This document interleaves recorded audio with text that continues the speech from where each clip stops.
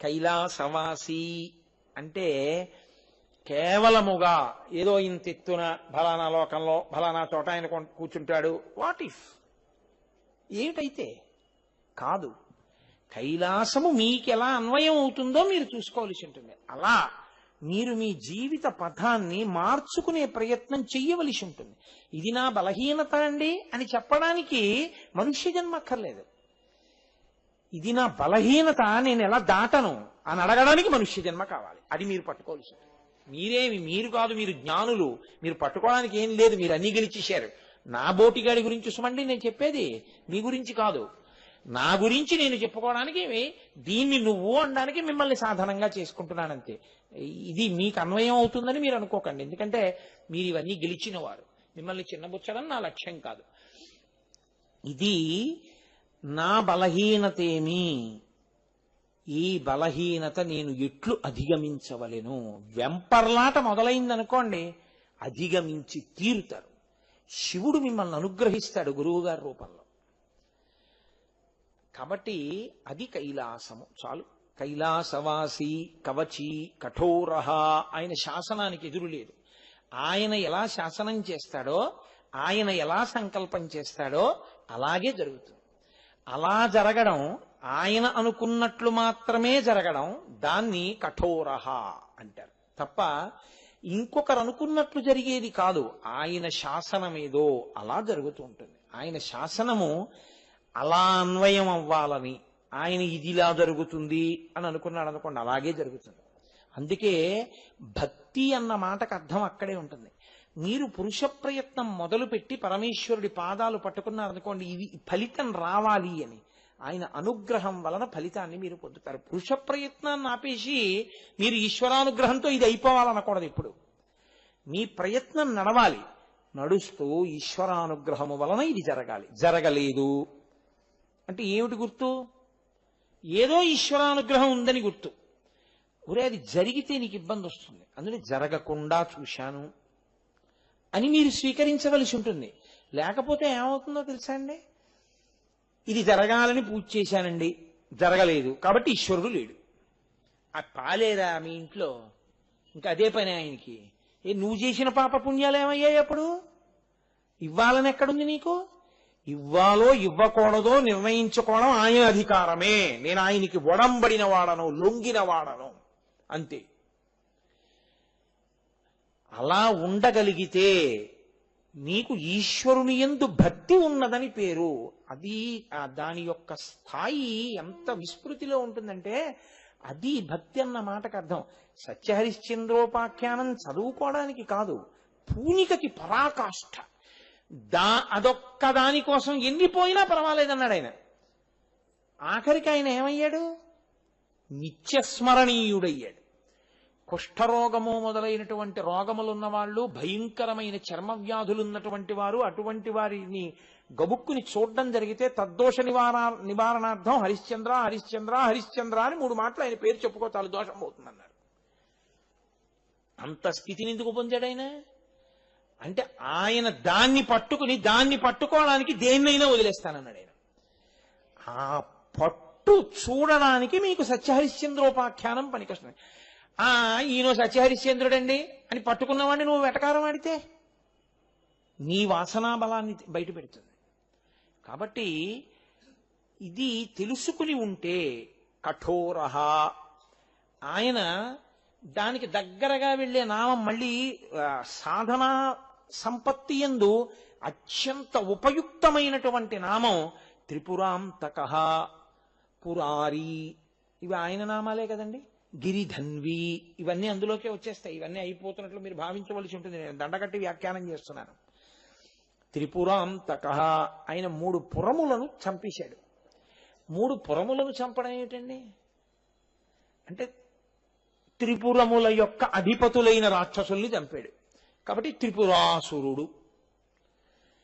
త్రిపురాసురుడు అన్న మాట ఆ స్థితి ఎందుకు వచ్చిందంటే, తారకాసురుడు నిన్న చెప్పుకున్నాం కదండి. ఆ తారకాసురుడికి ముగ్గురు కొడుకులు. ఒకడు తారకాక్షుడు, ఒకడు కమలాక్షుడు, ఒకడు విద్యున్మాలి అని 3 కొడుకులు. ఈ 3 తండ్రి కన్నా తెలివైన వాళ్ళు.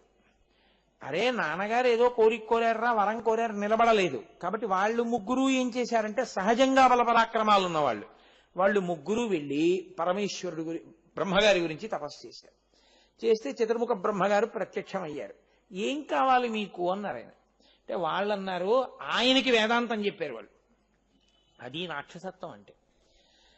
ఓ మంచి మాట నీకు చెప్తే ఆ మంచి మాట ఆచరించడం ఎంత కష్టమో చెప్పినవాడు పనికి మాలినవాడు అనడమే రాక్షసత్వం. బ్రహ్మగారి దగ్గరికి వెళ్ళి అన్నారు, నువ్వు ఈ భోగములన్నీ సృష్టించావు, ఎందుకు? అవి అనుభవించాలంటే ఏం ఉండాలి? ఇది ఉండాలి. దీన్నేం చేసావు? కాలంలో పడిపోయేటట్టు చేసావు. కాబట్టి ఇప్పుడు మేమేవో భోగాలు అడిగామనుకో, ఏమిటి ఉపయోగం? ఇది ఉండదుగా.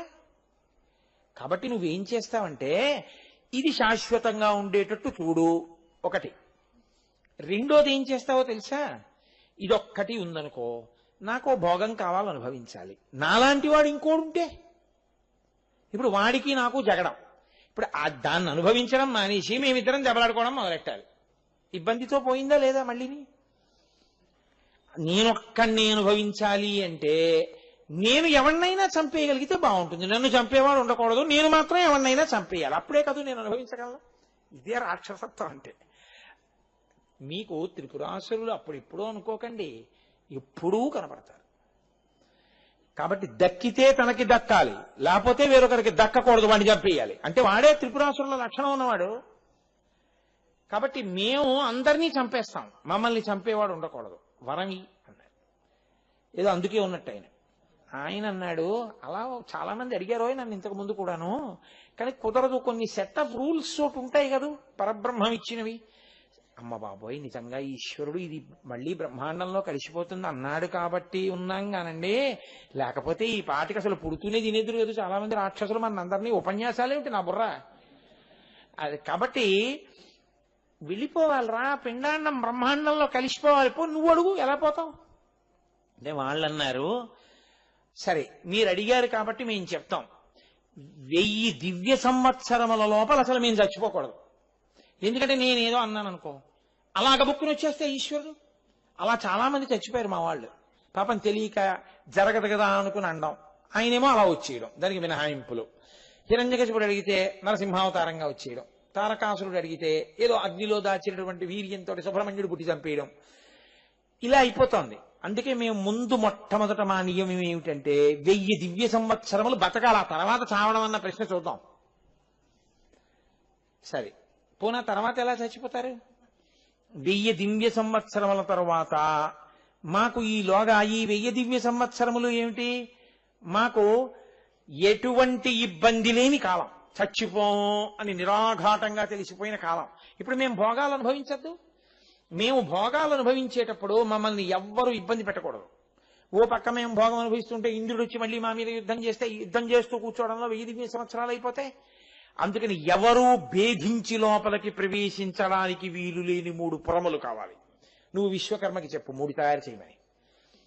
ఏదో బంగారముతో ఒకటి, వెండితో ఒకటి, ఇనుముతో ఒకటి చేయించు, మేము సర్దుకుంటాం. ఏదో ముగ్గురు తలకోటి తీసుకుంటాం. అవి తిరుగుతూ ఉండాలి, ఎప్పుడు అంతటా తిరుగుతూ ఉండాలి. తిరగడం సుఖం. అందుకే కదండి ఏ పని లేకపోతే రామాయణం చదువుకోడు, వీధిలో తిరుగుతుంటాడు. అలా పోయొద్దాం ఏంటంటాడు. కాబట్టి అదే అలవాటు త్రిపురాసురులకు కూడా. కాబట్టి వాళ్ళన్నారు అలా తిరుగుతూ ఉంటాం.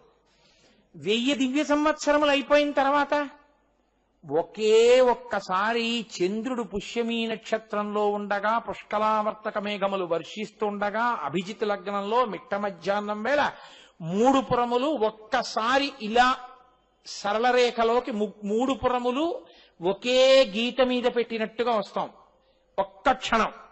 అప్పుడు దేవతా సార్వభౌముడైనటువంటి వాడు సృష్టిలో లేని ధనస్సు పట్టుకుని, సృష్టిలో లేని బాణం పట్టుకుని, సృష్టిలో లేని రథం ఎక్కి ఒక్క బాణంతో 3 పురములు ఒక్క గీత మీదకే వచ్చి ఉన్న ఆ ఒక్క క్షణంలో రెండో బాణం ప్రయోగించకుండా ఒక బాణంతో 3 పురములను కొట్టగలిగితే మేము చచ్చిపోతాం. లేకపోతే మళ్ళీ 1000 ఏళ్ల తర్వాతే, 1000 దివ్య సంవత్సరాల తర్వాతే. అమ్మ నాయనోయ్, ఎంత పాండిత్యం రా మీది! రాస్తు అసలంటూ చచ్చిపోతానన్నాడుగా, ఎలాగో అలాగా. ఆ చంపవలసిన వాడు ఎవరో ఆయన చూసుకుంటాడు, నాకేం గొడవ. అసలు విచిత్రం ఏమిటో తెలుసా అండి, వెంటనే ఇంకో రూపంలో చంపవలసిన ఆయన ఎవరో ఒక ఆయన వచ్చి, నీ మొహం ఇచ్చా చంపేస్తున్నావు నువ్వు నీ వరాలని బ్రహ్మగారిని ఎప్పుడు అన్నావు. మీరు చూడండి, బ్రహ్మగారిని అలా దెబ్బలాడినట్టు మీరు ఏ పురాణంలోనో చదివారా? అసలు వాళ్ళ మధ్య ఏమి ఉండవు, అభిమాన సంఘాల దెబ్బలాట్లన్నీ మనకే ఉంటాయి. కాబట్టి ఇప్పుడు బ్రహ్మగారు వరం ఇచ్చి వెళ్ళిపోయాడు హంసవాహనం ఎక్కి. దేవతలందరూ వెంటనే ప్రారంభం చేసేది ఏముంటుందండి, నేను రోజు మొత్తుకుంటున్నదేగా, వాడికి ఇంకా భోగం భోగం భోగం ఈ శరీరంతో. కాబట్టి ఎక్కడెక్కడ ఉన్నాయో వాళ్ళందరివి తనవి చేసుకుంటాడు.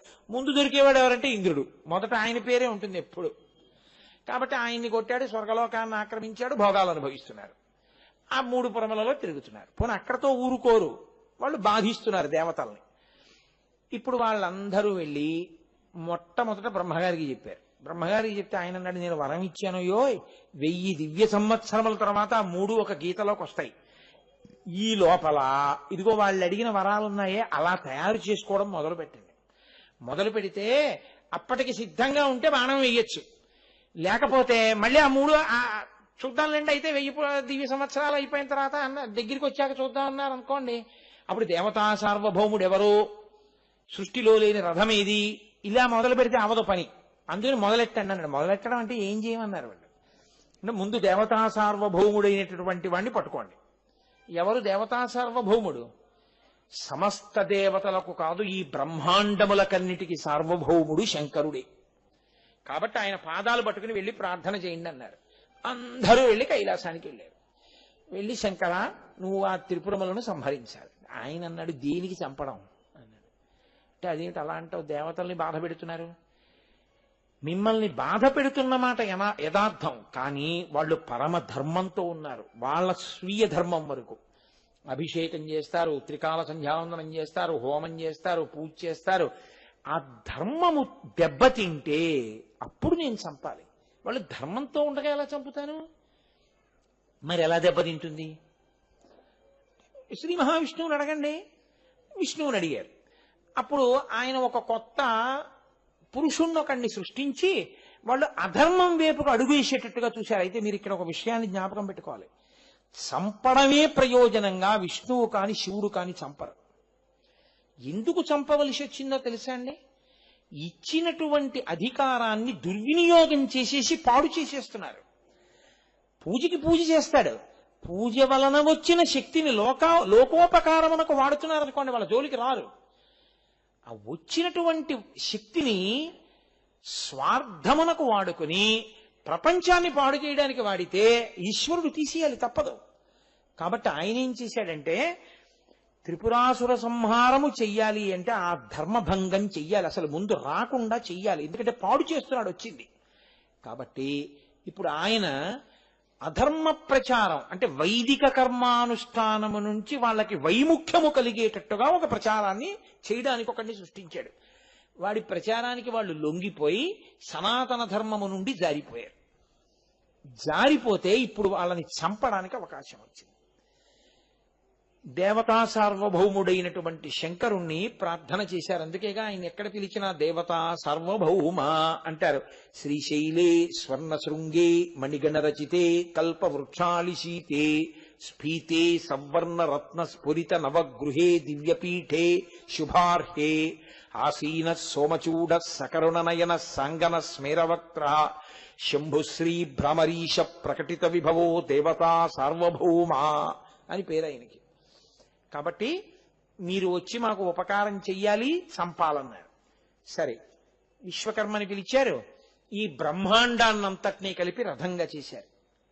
సూర్యచంద్రులిద్దరినీ దానికి చక్రాలు చేశారు. సూర్యుడికి సంబంధించిన ఆదిత్యుల్ని, ద్వాదశాదిత్యుల్ని ఒక చక్రానికి ఆరెలుగా చేశారు. చంద్రకళలని ఒక చక్రానికి ఆరెలుగా చేశారు. వేదాల్ని గుర్రాలుగా చేశారు. సరస్వతీదేవిని ఆ చేతిలో ప్రణవాన్ని కొరడాగా చేశారు. ఆ కొరడా ఆ మేరు పర్వతాన్ని ధనస్సుగా చేశారు. ఆదిశేషుణ్ణి వింటినారిగా చేశారు. ఆ టంకారం సరస్వతీదేవిగా చేశారు. బాణం శ్రీమన్నారాయణుడయ్యాడు. అయి మేరు పర్వతాన్ని ధనస్సుగా చేసి పట్టుకున్నాడు. దేవతా సార్వభౌముడైన వాడు తప్ప వీటిని భరించగలిగిన వాడెవరు? అప్పుడు పరమశివుడు బయలుదేరి వచ్చి ఈ రథాన్ని అధిరోహించాడు. చతుర్ముఖ బ్రహ్మగారు ఈ రథాల్ని నడుపుతున్నారు. నడుపుతుంటే శివుడే ఆ రథం ఎక్కేటప్పటికీ ఆ రథం ముందుకు నడవడం మానేసి, వేదాలు కదండి గుర్రాలుగా ఉన్నాయి, వాటి కాళ్ళు చతికిలు పడిపోయి ముందు కాళ్ళు అవి వంగిపోయి ఆ రథం నడవలేదు. అంటే వేదం కూడా శివుడి గురించి చెప్పగలనని అనలేదు. వేదమునకు కూడా ఆయన అందడు. కాబట్టి ఇప్పుడు శ్రీ మహావిష్ణువే ఆ వృషభ రూపాన్ని దాల్చి రథాన్ని లాగారు. అందుకే బాణత్వం వృషభత్వమర్ధవపుషా భార్యత్వమార్యాపతే ఘోనిత్వం సకితా మృదంగ వహతా చేత్యాది రూపం తదౌ తత్పాదే నయనార్పణం చ కృతవాం తద్దేహ భాగో హరి పూజ్యాత్ పూజ్యతరస్య ఏ మహిమచేత్కో వా తదన్యోధికః. అనేక రూపాలతో శ్రీ మహావిష్ణువు శివుణ్ణి సేవించడినటువంటి కారణం చేత శరీరార్థ భాగం ఇచ్చి హరిహరమూర్తి వచ్చింది. కాబట్టి ఇప్పుడు ఆయన రథాన్ని లాగారు. వాళ్ళిద్దరు అలా ఒకరికొకరు ఎప్పుడూ సాయపడుతూనే ఉంటారు లోకరక్షణలో. ఇప్పుడు ఆయన ఆ బాణాన్ని గురి చూసి 1000 దివ్య సంవత్సరముల తరువాత పుష్కలావర్తక మేఘములు కురుస్తూ ఉండగా సరళ రేఖలోకి వచ్చి పుష్యమీ నక్షత్రంలో చంద్రుడుండగా అభిజిన్ ముహూర్తంలో బ్రహ్మగారు బ్రహ్మాండమనేటటువంటి రథాన్ని వేదములు గుర్రములుగా ఉండగా చేతిలో ప్రణవాన్ని కొరడాగా పట్టుకుని సరస్వతీదేవి వింటినారి యొక్క ధ్వని కాగా, మేరు పర్వతం ధనస్సు కాగా, ఆదిశేషుడు వింటినారి కాగా, శ్రీమన్నారాయణుడు బాణం కాగా, దేవతా సార్వభౌముడైన శంకరుడు 3వ కన్ను తెరిచి కాల్చవతల పారేస్తున్నాడు పురాణం. కాలుస్తుంటే లింగ పురాణంలో అన్నారు, శ్రీమన్నారాయణుడు మొదలైన వాళ్ళు ప్రార్థన చేశారు. సోమశ్చ భగవాన్ విష్ణు కాలాగ్నిర్వాయురేవ చ శిరే వ్యవస్థిత దేవమూచు ప్రణమ్యతం దగ్ధమప్యద దేవేశా వీక్షణేన పురత్రయం అస్మద్ధితార్థం దేవేశా శరన్మోక్తు విహార్హసి. ఈశ్వరా, మీ చేత్తో ముట్టుకోవాలని, వింటినారికి తగల్చాలని, మీ శక్తి మాలో పెట్టి వదలాలని మేము ఎప్పటి నుంచో ఎదురు చూస్తున్నాం. మీరు మీ 3వ కంటి మంటతో కాల్చేస్తే ఎలా? మమ్మల్ని ప్రయోగించండి అని అడిగారు. అప్పుడు ఆ శ్రీమన్నారాయణాత్మకమైనటువంటి ఆ బాణాన్ని తీసి వింటినారికి పెట్టి సంధించారు. ఆ బాణం వెళ్లి 3 పురములను ఒక్క క్షణంలో కాల్చేతర పారేసి 3 పురములు, 3 పురములలో ఉన్నవాళ్ళు, త్రిపురాసురులు అందరూ నశించిపోయారు. లోకాలన్నీ ఉపశాంతి పొందాయి. కాబట్టి ఆయనకి త్రిపురాసురుడు, త్రిపురములను సంహరించినవాడు అని ఒక బిరుదునామం.